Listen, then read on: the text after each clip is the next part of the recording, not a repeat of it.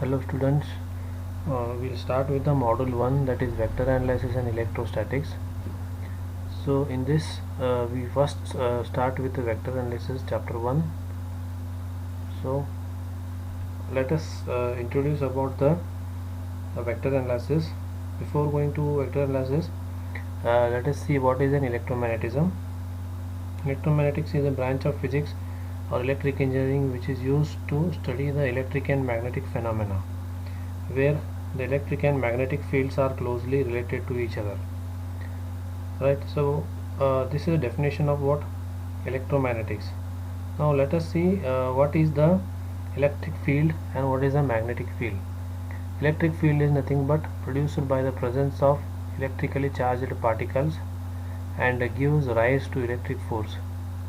Means the electric field is developed due to the presence of electrically charged particles and which gives rise to the electric force. What is magnetic field? It is produced by the motion of electric charges or electric current and gives rise to magnetic force associated with the magnets.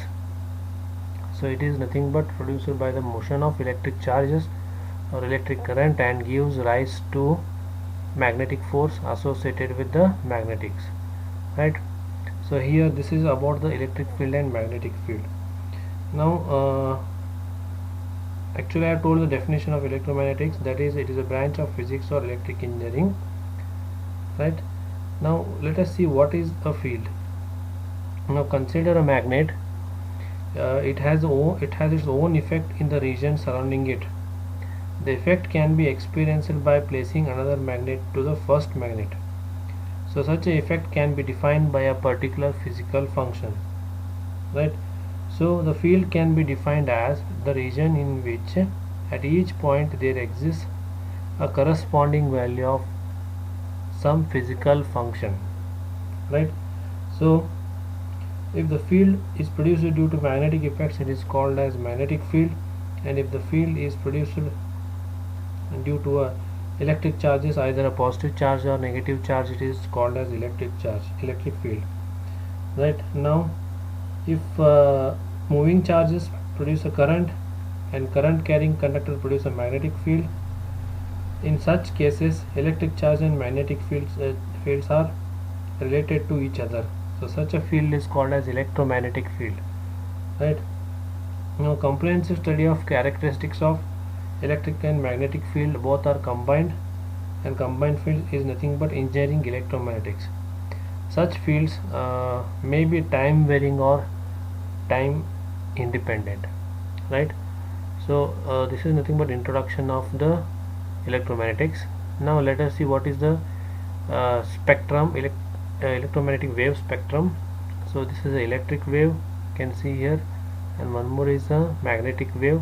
Both are perpendicular to each other.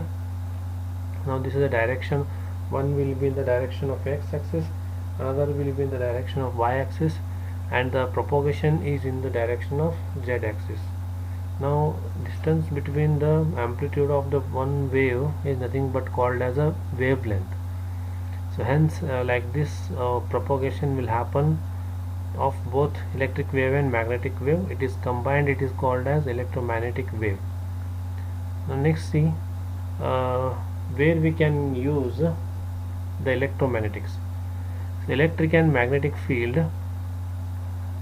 are utilized, electric and magnetic field are utilized in the